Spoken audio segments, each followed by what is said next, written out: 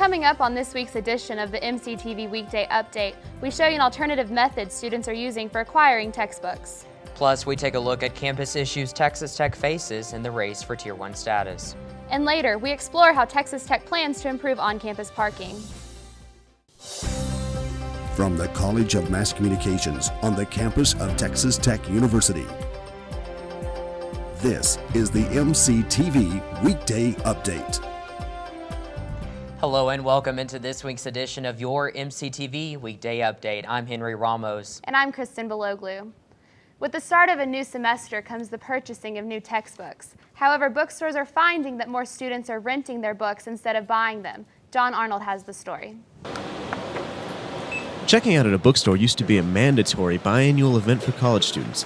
Lately, with the rise of internet shopping, students are expecting to spend less. One bookstore manager says it's these market forces that are now making textbook rentals an attractive option for both the store and its customers. It was demand.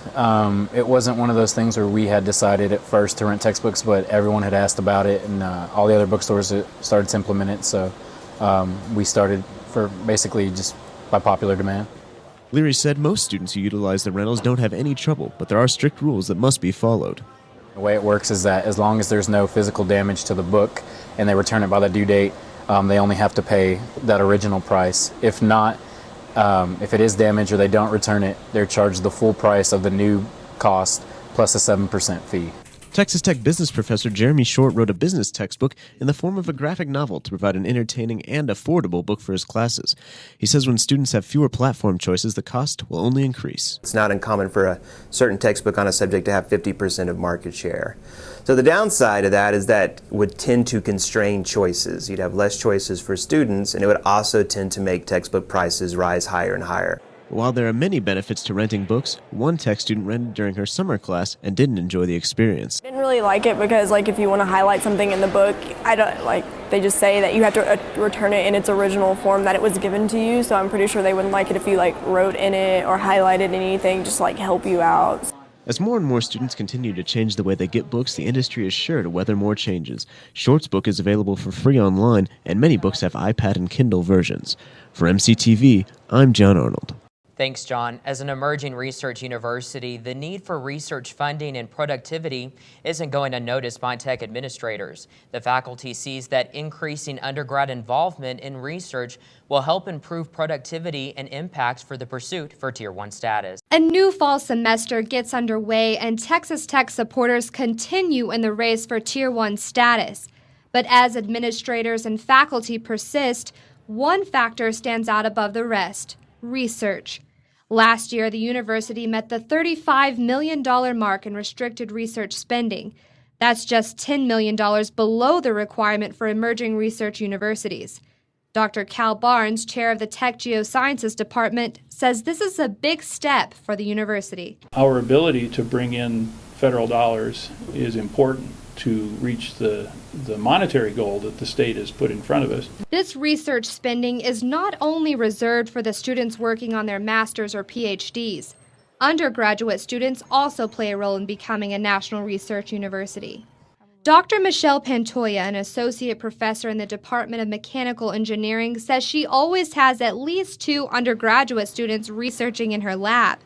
She says she is aware of the role research plays in making the Tier 1 cut, and she hopes more undergraduates will participate in these activities. A very good way of increasing that research productivity is with the undergraduate component.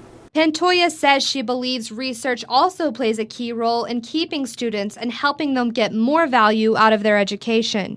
The more, if you want to measure productivity in terms of research, the more research we can do, that we would be able to do as a Tier 1 university, the more impact we can have on society. The numbers for this year's restricted research spending will not be released until later this fall. But until then, Barnes and Pantoja say they will continue to encourage undergraduates to participate in research activities. Reporting for MCTV, I'm Kate Leopard.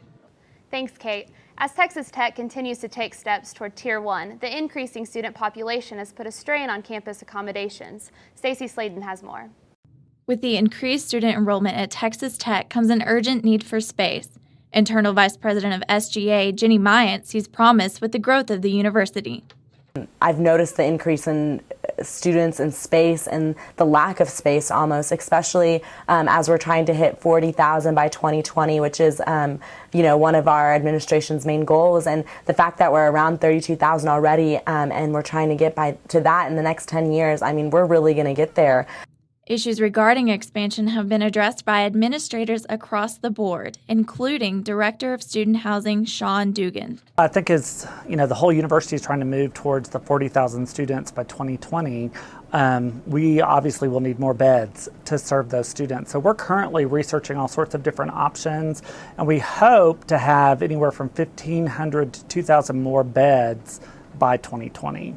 With Tech experiencing its highest numbers of enrollment, Dugan and others acknowledge the complexities of growth, but eagerly welcome the new challenge. And I think something that, there are ideas of, futuristic plans such as, a satellite sub and different locations to move west on campus with dormitories and stuff. None of that is set in stone, but they are looking at those options and they're thinking about all the different things that we could do. This is nothing but good news for Texas Tech, I think, is this growth and momentum as we work towards Tier 1 and being more of a key player in state education. Having current enrollment near 32,000 students, Tech continues to build toward Tier 1 status. For MCTV, I'm Stacy Sladen. Continuing with this topic, other campus services are also experiencing the need for space. Texas Tech Parking Services are searching for ways to provide sufficient parking for Tech students. The student population is growing to 40,000. We need to be able to manage more with the resources that we have, or we need to increase our resources. So in order to maintain the cost and the services that we're providing, we went to an electronic permit system. Marketing and Training Coordinator for Texas Tech University Parking Services, Heather Medley, says the new e-permit system was a much-needed change. And so far, Medley says the transition from physical to electronic permits has gone smoothly. Although Senior Public Relations Major Ashley Corino says that with the increase of students, something more has to be done with parking. We cannot expand and we cannot increase our enrollment if we don't increase the facility, and that definitely includes parking. More than 70,000 of these yellow parking citations were handed out during the 2009-2010 school year. Several of these were issued just right behind me at North Commuter parking lot, west of Jones AT&T football stadium.